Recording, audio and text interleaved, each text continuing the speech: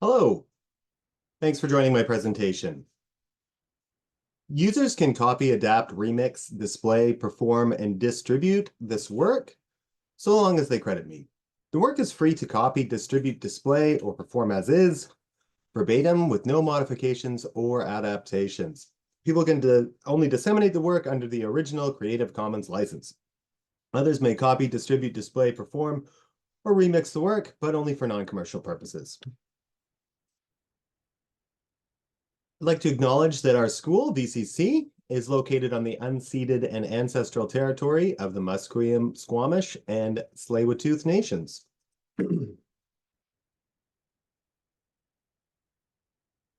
My presentation today, Enhanced Learning Through Collaboration. We'll be discussing the research supporting collaborative learning. I've referenced a few resources that I looked up online. Those references will be available after the presentation, and I'll be referencing them throughout. The main points we'll be covering in this presentation, be looking at exactly what collaborative learning is. Basically, it emphasizes active engagement among students, encouraging them to take an active role in their learning process. We're going to look at a few of the studies from the references. There's research at the Oakland College Prep School. There's some articles regarding factors that enhance collaborative learning, and also looking at the impact on academic motivation, as well as collaborative learning in the workplace, as well as in an educational setting. And lastly, we'll be looking at some practical strategies to implement collaborative learning techniques. So a few different strategies for using collaborative learning in our practices. All right. So the first reference here is from a 2023 article from Valamis.com titled Collaborative Learning. Discusses the importance of collaboration in education. So firstly, just a quick definition of what collaborative learning is. It involves students sharing responsibility for their learning process instead of relying solely on the teacher for instruction. Students actively engage with their peers to explore concepts, solve problems, and construct knowledge together. It emphasizes interdependence among students, where they rely on each other's contributions and insights to achieve common learning goals and achieve a greater understanding. Rather than passively receiving information, collaborative learning promotes active engagement among students by encouraging them to participate in discussions, group activities, and problem-solving tasks. Another another reference that I found here is a 2012 article from ScienceDirect.com that discusses the different benefits of collaborative learning, which include better understanding and retention of material in comparison to individual study methods, group discussions, problem-solving activities, allow students to learn to evaluate their own ideas and articulate their thoughts, engage in constructive dialogue. So by working in groups, having to express their thoughts and opinions, leads to development of critical thinking and communication skills, and learning to communicate effectively with their peers. Builds social and emotional skills such as teamwork, cooperation, and conflict resolution as students learn to work with one another and navigate interpersonal dynamics and learn to support one another. These benefits lead to enhanced outcomes and learning habits, which include improved comprehension and long-term retention of the material, by having higher levels of engagement with the material. The research shows that leads to a longer long-term retention of the material. Metacognitive skills are built as students are encouraged to reflect on their learning process. So they're thinking about the learning process itself. They monitor their understanding, gain insights to their own thinking processes, and identify areas for improvement. Some learning habits that it encourages students to take ownership of their learning because of the active engagement with the learning. Students take ownership and develop skills and attitudes necessary for continuous self-improvement. Next resource I looked at here was from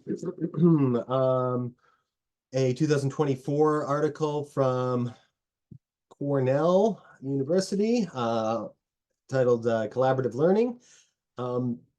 Educational experiences are found to lead to deeper levels of learning. So when students actively engage with course materials, discussions, problem solving, hands-on exercises, they develop a deeper understanding. The social interaction also enhances the learning. The interaction with peers allows students to articulate their ideas, share perspectives, and collaborate on tasks. And this active learning experience is described as being more contextual and engaging because they can take classroom theoretical concepts and relate them to real-world applications, which are found to capture students' interest. The article goes on to although there's various strategies of collaborative learning we'll be looking at, the article goes into depth as just a really quick way of getting students started. A three-step process for short in-class collaboration. Step one is introducing the task to students. It can be as simple as grouping the students into pairs or small groups to discuss a topic or debate an issue. Clearly stating the task, students understand what's expected of them and can immediately begin engaging with the material. Step two, students are given time to engage with it. That's the time where they work collaboratively, discuss ideas, share perspectives, work towards a solution depending on the task. The instructor may circulate and address any questions or provide guidance, making sure students stay on task. And the final step, a few students, this is the debriefing phase, they share a summary of their conclusions and findings and allow for the consolidation of learning and provides an opportunity to address any misconceptions or clarify confusing points. This is a good step because any aspects that students find confusing about the activity, they can share with one another, and it solidifies their understanding of the material. For larger groups, the article has slightly more involved steps. The first step includes building rapport and cohesion with icebreakers. So a larger group will require a little more interaction before beginning the activities. Team building exercises can create a supportive environment where students feel comfortable collaborating. So it's a little more lead time to support team building before the exercise itself. Secondly, establish clear expectations and ground rules so that group members understand their roles and responsibilities. By having this very clear to each team member, promotes accountability to work effectively towards common goals. Once again, instructors should intermittently check in to offer support and guidance. This allows the instructor to clarify things and also monitor group progress to ensure issues are dealt with quickly and project stays on track and promotes participation. And you can monitor how each individual group is participating. Another study is from a 2012 article titled Research Supporting Collaborative Learning from Edutopia. This discusses a study that took place at the College Preparatory School, also known as College Prep, in Oakland, California. So College Prep is known for being among the top 20 prep schools in the country, according to a 2010 Forbes magazine report, and it consistently ranks in the top 10th percentile for math, critical reading, and writing. So this study examines the role that collaborative learning plays in this. So for cooperative and problem-based math learning, students spend most of their time working together in groups of 4 to solve problem sets from worksheets. So each individual in the group requires similar strategies to solve, but each student's set of worksheets has different numerical values, coefficients, or constants in the equations, which discourages simple copying of answers. Each group of students needs to work through a problem set. Also, the testing prior to individual tests, students take a group test that are intentionally more challenging. So as well as individual assessment, there is group assessment as well. One student from each group is randomly selected and graded as a representative of the entire group. So that encourages collaboration, as the success of the entire group depends on each individual member's understanding of the material. So it encourages the group to work together to ensure all team members have a solid understanding. Cooperative learning methods improve students' time on tasks, as well as build student interpersonal relationships and expectations. The study found that the optimal size for the learning groups tended to be 3 or 4 member teams. They found that lower ability students worked best in mixed groups, so students of all ability levels.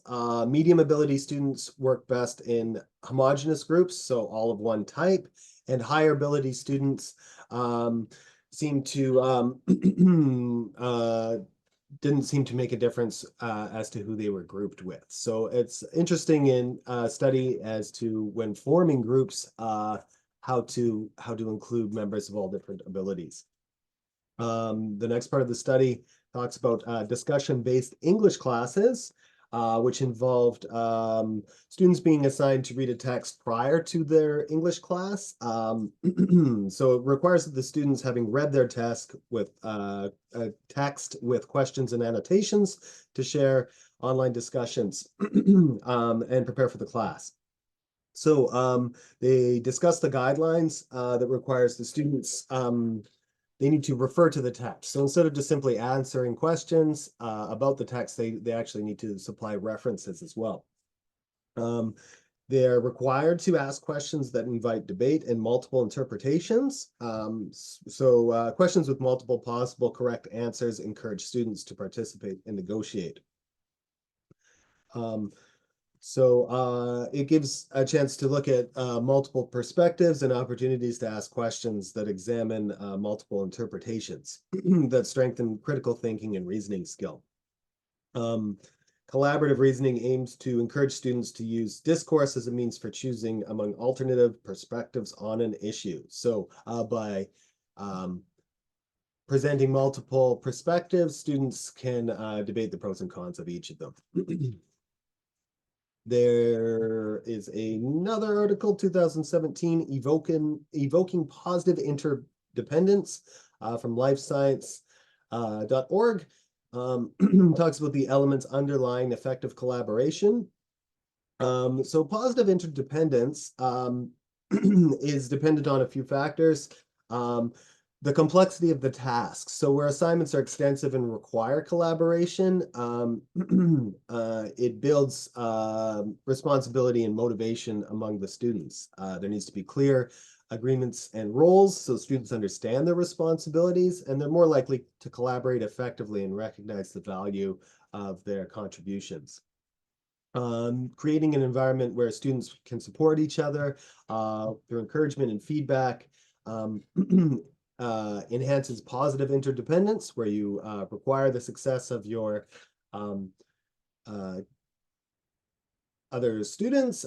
Students feel invested in each other's success. So it's a complex study. It's worth checking out in the references. I'll just quickly go through a few of the design factors and process factors. Specifically, the design factors include autonomy, meaning students have the freedom to choose which topics they want to discuss, how to organize their process, and how to make decisions democratically within the group. They allow students to be more motivated and feel more ownership of the process. The complexity of the task, it needs to be challenging and multifaceted in order for students to rely on one another. And they also found that the optimal group size, once again, found that with 3 or 4 members were preferred because large groups, individual contributions become diluted from just the number of participants. Process factors included team regulation, interaction and support. So clear rules, agreements, and deadlines promotes effective collaboration. Dividing tasks and setting deadlines ensures that everyone understands their roles and responsibilities. So clearly laying out what each team member needs to accomplish builds accountability. When they have promotive interaction, they support and facilitate each other's efforts. So by grouping marks together, supporting one another builds the overall mark.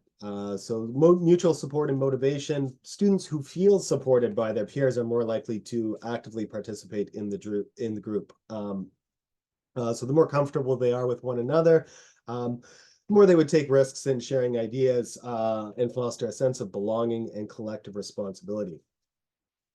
There's a few positive effects on academic motivation. This was a study of a 2022 study of 17 educational institutions in the United States. There's varying class sizes, subject material sizes, so it's a fairly diverse sample. They were trying to enhance the generalization of the findings and strengthen the validity of the research. So they picked a large, varied group to compare. The research tracked students' academic motivation over 4 years of university. So it's looking at the long-term effects and providing insights into sustained impact of collaborative learning. The study found a strong net positive influence of collaborative learning, and the effect persists over 4 years of university. So it's a long-term study examining how motivated students are throughout their university. There's a wide range of positive outcomes, including an increase in persistence, meaning the odds that students are more likely to continue education beyond their first years. So the higher the motivation levels, the more likely students were to perform better academically and persist with their studies.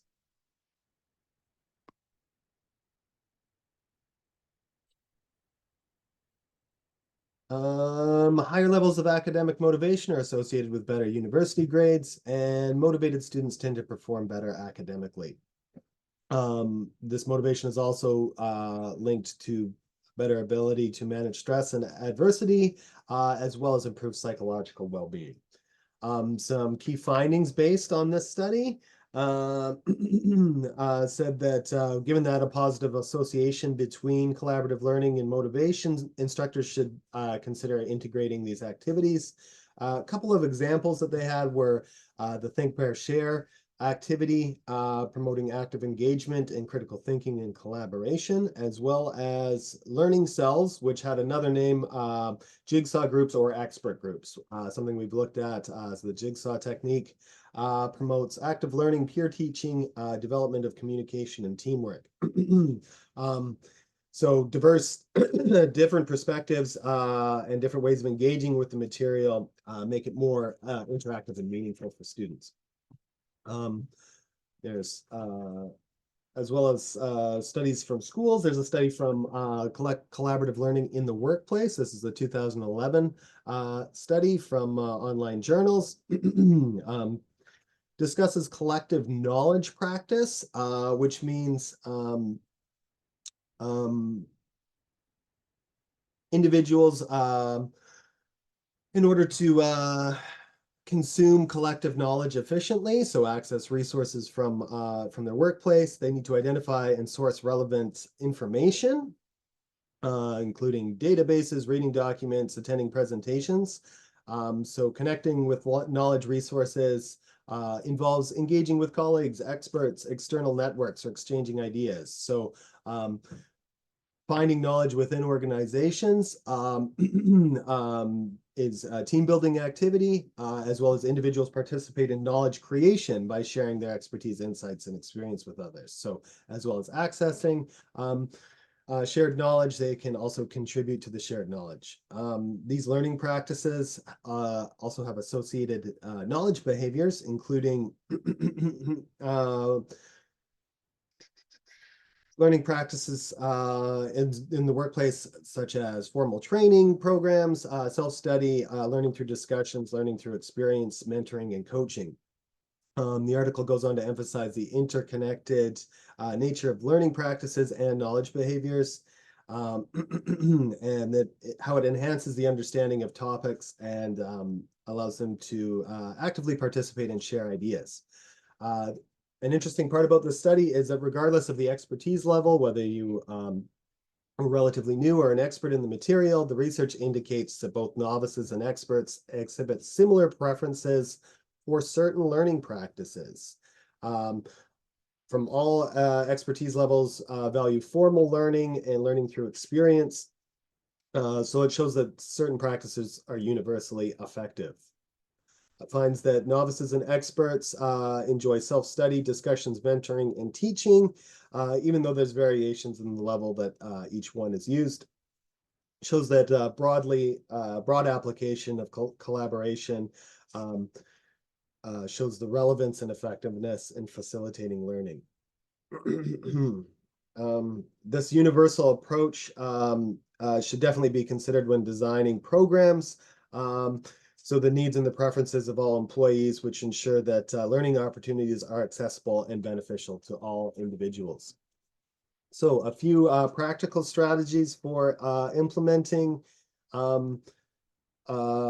collaboration. This is a 2023 article from Spike blog. It's called A Deep Dive into Teamwork and Collaboration and Why They're So Important.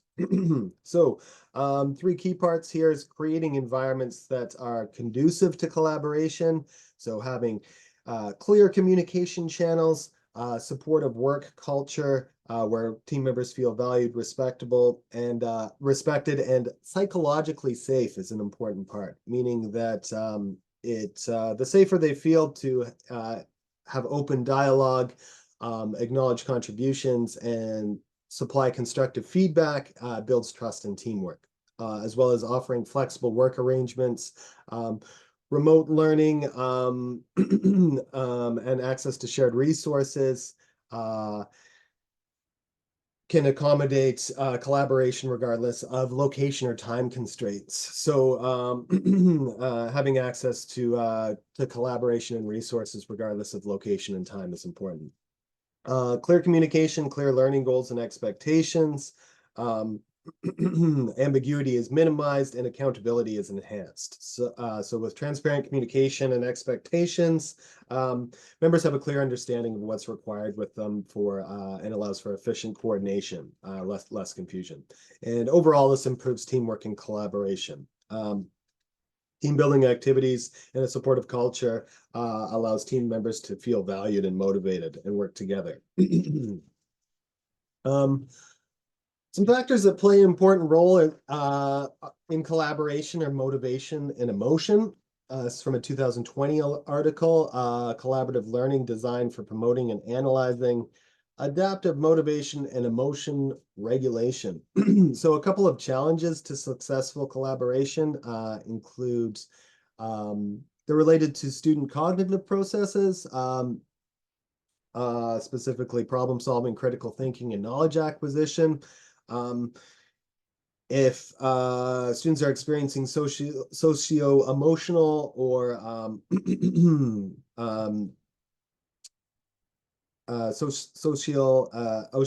emotional challenges include from barriers such as interpersonal conflicts, communication barriers, feelings of anxiety.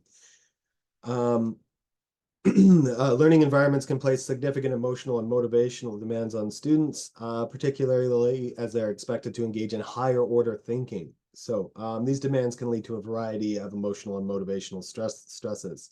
Having a lack of awareness means students may not recognize the importance of regulating their emotions and motivations.